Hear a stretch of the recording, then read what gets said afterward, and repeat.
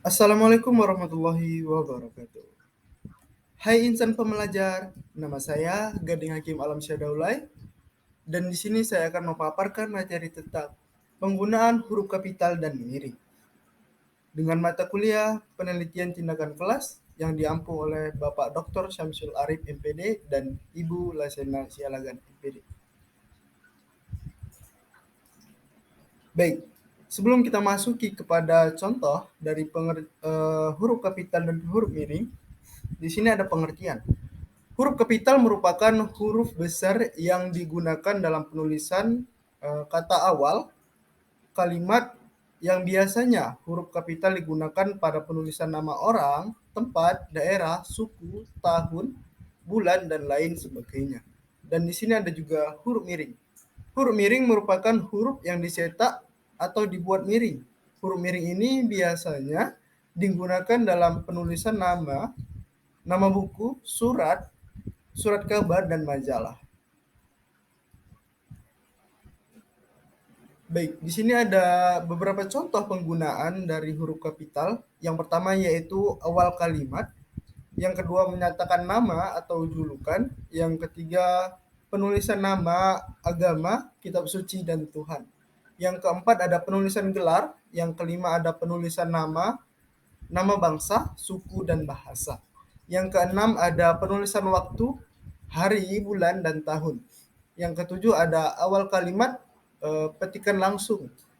Yang kedelapan ada penulisan pangkat atau jabatan. Yang kesembilan ada peristiwa atau momen sejarah.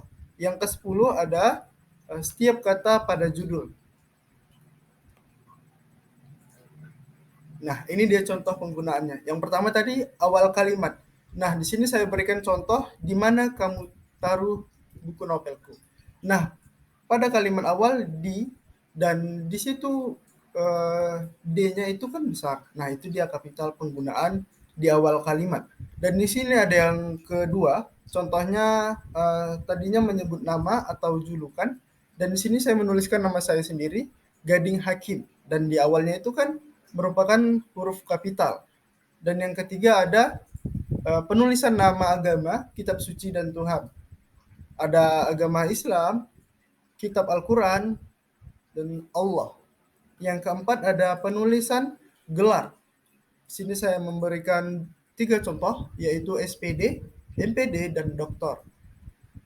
Yang kelima ada penulisan nama bangsa, suku, dan bahasa. Dah, di sini saya berikan contoh, Friska sekarang tinggal di Malaysia bersama ayahnya. Nah, Friska di sini menggunakan huruf kapital. Lalu ada kebangsaan Malaysia.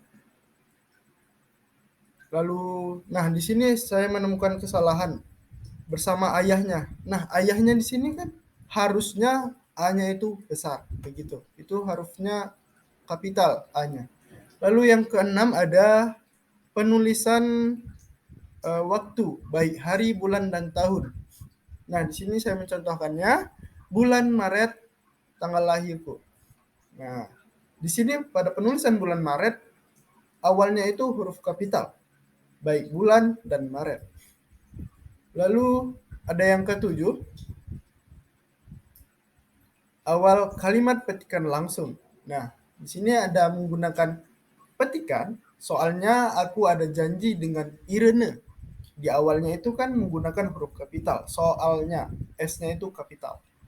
Dan yang kedelapan yaitu penulisan pangkat atau jabatan. Nah, di sini saya mencontohkannya dengan wakil wali kota Binjai. Nah, di sini jabatan sebagai wakil wali kota itu huruf kapital di awalnya. Dan di sini ada Binjai merupakan kota, di situ juga harus huruf kapital pada B-nya. Dan yang selanjutnya ada contoh dari peristiwa atau momen sejarah. Di sini contohnya konferensi Asia Afrika dan Kongres Pemuda. Nah, di awalnya setiap kata itu kan menggunakan huruf kapital. Konferensi K-nya besar, Asia A-nya besar, lalu Afrika A-nya besar juga. Kongres Pemuda K-nya besar, P-nya besar. Dan yang 10 yaitu setiap kata pada judul, baik judul buku, judul film. Nah, di sini saya mencontohkannya dengan bawang merah dan bawang putih. Di setiap kalimat menggunakan huruf kapital. Bawang, B-nya besar, merah, M-nya besar, bawang putih, B dan P-nya besar. Baik, kita masuki yang selanjutnya, penggunaan huruf miring. Ada 6. Yang pertama yaitu dalam penulisan nama buku di dalam kutipan tulisan. Nah, ini sangat penting nih. Baik kami selaku akademisi maupun sobat-sobat nantinya yang akan menjadi akademisi, menjadi mahasiswa begitu. Nah, ini sangat penting nih. Kutipan tulisan. Nah, itu harus penting. Yang kedua yaitu penulisan nama ilmiah. Ini juga tidak kalah pentingnya. Yang ketiga penulisan daftar pustaka. Wah, ini sangat penting juga dalam penulisan akademik. Lalu ada penulisan film atau judul film, lalu penulisan istilah asing. Nah, ini harus penting juga ini penulisan istilah asing. Yang keenam ada kutipan kalimat dari buku atau pernyataan orang lain. Nah, itu juga tidak boleh gitu disalahkan. Harus menggunakan huruf miring gitu, pengutipan dan pernyataan orang lain. Nah, ini dia contohnya. Ada 6 tadinya. Yang pertama penulisan nama buku di dalam kutipan tulisan. Nah, di sini saya mencontohkannya. Buku Negara Kertagama yang ditulis oleh Prapanca. Nah, di sini Negara Kertanegama itu Negara Kertagama. Nah, itu kan dicetak miring ya. Nah, itu dia maksudnya di sini yang penulisan nama buku di dalam kutipan tulisan itu miring. Nah, di sini yang kedua ada penulisan nama ilmiah. Nah, di sini saya menggunakan monosodium glutamat asiat atau sering disingkat MSG. Nah, itu kan merupakan kutipan penulisan nama ilmiah ya. Nah, itu miring semua. Dan yang ketiga di sini penulisan daftar pustaka. Seperti yang kita ketahui bersama insan akademik, insan pembelajar, mahasiswa. Nah, di sini ada penulisan daftar pustaka. Penulisan daftar pustaka itu yang biasanya bercetak miring merupakan judul dari buku atau misalkan jurnal. Nah, itu yang dicetak miring judulnya. Di sini ditulis oleh Wendy Rina Ayu pada tahun 2022.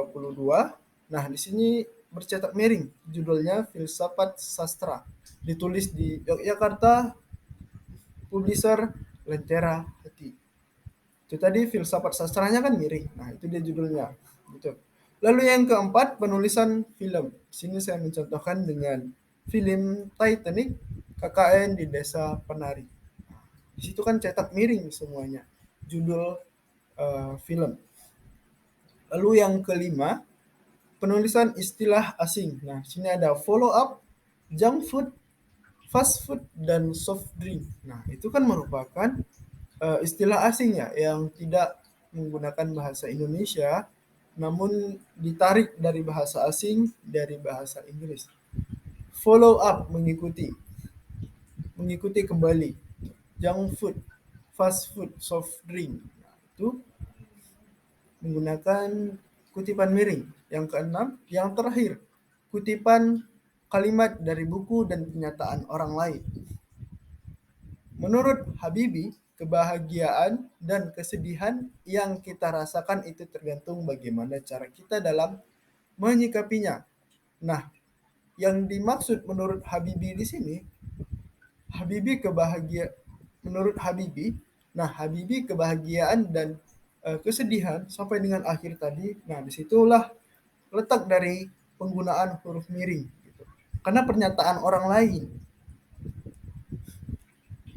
Baik, di sini saya juga menambahkan penggunaan huruf bold atau kapital. Nah, sebagai insan akademisi, insan pembelajar, kita tentunya eh, pasti atau sering melihat penggunaan huruf bold tebal. Ini baik dalam penulisan makalah, skripsi, dan juga yang lainnya. Di sini saya contohkan dengan penulisan daftar isi. Pada daftar isi ini kita lihat bersama yaitu kata pengantar, daftar isi, bab 1 pendahuluan, bab 2 landasan teoritis, bab 3 metode penelitian, dan yang terakhir ada daftar pustaka dengan lampiran-lampirannya. Nah, itu kan eh, bercetak tebal atau bold. Nah, eh, sering digunakan penggunaan huruf bold ini baik di makalah dan skripsi tadinya. Baik, mungkin itu yang dapat saya sampaikan, penggunaan huruf kapital, huruf miring, dan juga penggunaan huruf bold tebal. Semoga bermanfaat kepada insan pembelajar. Kita berjumpa lagi di lain hari. Assalamualaikum warahmatullahi wabarakatuh. Semoga bermanfaat.